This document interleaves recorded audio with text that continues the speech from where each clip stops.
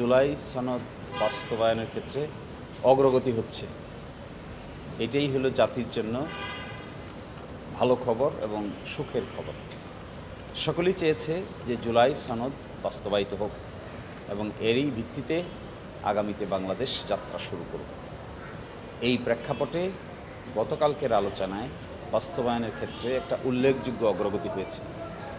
সকলেই মোটামুটি কাছাকাছি চলে এসেছেন যে একটা গণভোটের প্রয়োজন হবে এবং এই গণভোটের প্রয়োজনীয়তার ক্ষেত্রে এবং সেটা কি করে করা যায় এই মর্মে মোটামুটি কাছাকাছি চলে এসেছেন।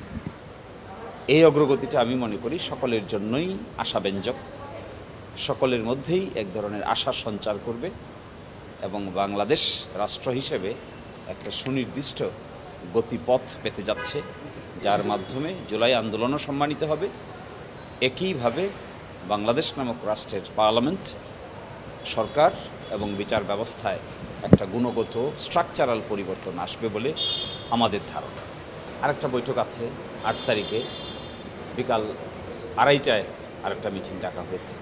ইন দ্য মিন টাইম আজকে আছে, কালকে আছে, অনেক ইনফর্মাল আলোচনাও হচ্ছে যেন এই জিনিসটা আরও ম্যাচিওর হয়। অর্থাৎ যা কিছু আমরা করব সবাই যেন ঐকমত্যের ভিত্তিতে করা যায়। কখন হবে, কিভাবে হবে, এই আলোচনাটা এখনও ম্যাচিওর হয় নাই।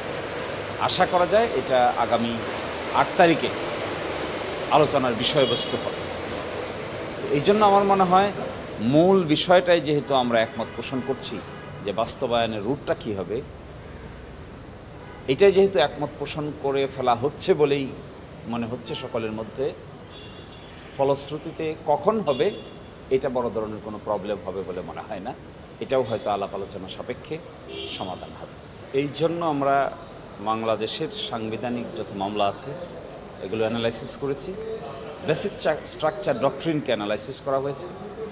বাংলাদেশ এবং ভারতে বেসিক স্ট্রাকচার ডক্ট্রিন কীভাবে ডেভেলপ হয়েছিল, পার্লামেন্টকে কীভাবে কাজ করলে পরে ভবিষ্যতের আদালত এবং সকল ক্ষেত্রেই আইনগত যুক্তি অ্যাকসেপ্টেড হবে। এই জন্য আমরা বলেছি আগামী পার্লামেন্টের দুটো ক্ষমতা থাকবে।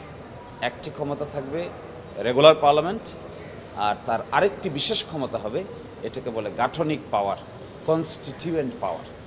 এই কনস্টিটিউয়েন্ট পাওয়ার বলে সংবিধানের মধ্যে যে ধরনের পরিবর্তন সূচনা হবে বা আনিতে হবে, এগুলো পরবর্তীতে আদালতেও টেকসই হবে বলে আমরা আমাদের বিচার বিশ্লেষণে মনে করেছি। সেই জন্য আগামীতে যে পার্লামেন্ট অনুষ্ঠিত হবে তার দুটো ক্যারেক্টারের কথা বলা হচ্ছে। একটা হলো এজ এ জেনারেল পার্লামেন্ট, আর একটা হলো গাঠনিক ক্ষমতা সম্পন্ন পার্লামেন্ট। ঢালাইয়ের সেরা প্রিমিয়ার সিমেন্ট। আমাদের দেশে এখন পর্যন্ত 3টি ওয়াইড গণভোট হয়েছে। একটা হয়েছিল শহীদ প্রেসিডেন্ট জিয়াউর রহমানের আমলে।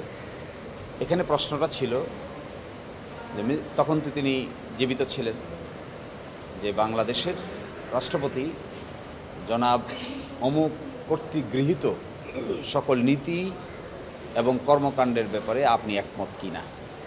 তখন উত্তর দিয়েছিল মানুষ হ্যাঁ। একই কাজ করেছিলেন হুসেইন মোহাম্মদ এরশাদ। একই কাজ হয়েছিল 1991 সালে যখন তৎকালীন প্রাইম মিনিস্টার বেগম খালেদা জিয়া 12তম সংশোধনী পাশ করেছিলেন। আপনারা জানবেন যে ওই 91 সালে যে নির্বাচন হয়েছিল এটি হয়েছিল রাষ্ট্রপতি শাসিত সরকারের নির্বাচন। কিন্তু যখন সংসদ গঠিত হয়ে যাওয়ার পরে সিদ্ধান্ত হলো রাষ্ট্রপতি শাসিত সরকার থেকে মন্ত্রী পরিষদ শাসিত সরকারে, অর্থাৎ পার্লামেন্টারি ফর্ম অফ গভর্নমেন্টে রূপান্তর করা হবে। কিন্তু নির্বাচনটা কিন্তু পার্লামেন্টারি ফর্মে হয়নি, নির্বাচনটা হয়েছিল রাষ্ট্রপতি শাসিত সরকারের ব্যবস্থায়। এই জন্য 1991 সালে 12তম সংশোধনী এনে এটিকে পাশ করানোর আগে একটা গণভোটে পাঠানো হয়েছিল। গণভোটে অ্যাপ্রুভ করার পরেই রাষ্ট্রপতির ক্ষমতা খর্ব হয়ে যায়, প্রধানমন্ত্রীর ক্ষমতা বেড়ে যায় এবং সেটি তখন মন্ত্রী পরিষদ শাসিত কিংবা পার্লামেন্টারি ফর্ম অফ গভর্নমেন্টে রূপান্তর করা হয়। এটি হলো তৃতীয় গণভোট। তো এই গণভোটের মাধ্যমে গণভোট কিন্তু বিধান বাতিল হয়ে গেছিল। 15তম সংশোধনীর যে মামলা হয়েছে এই মামলায় আবার গণভোটের বিধানকে রেস্টোর করা হয়েছে, পুনরুজ্জীবন করা হয়েছে, ফলে রাস্তা আবার ওপেন হয়েছে।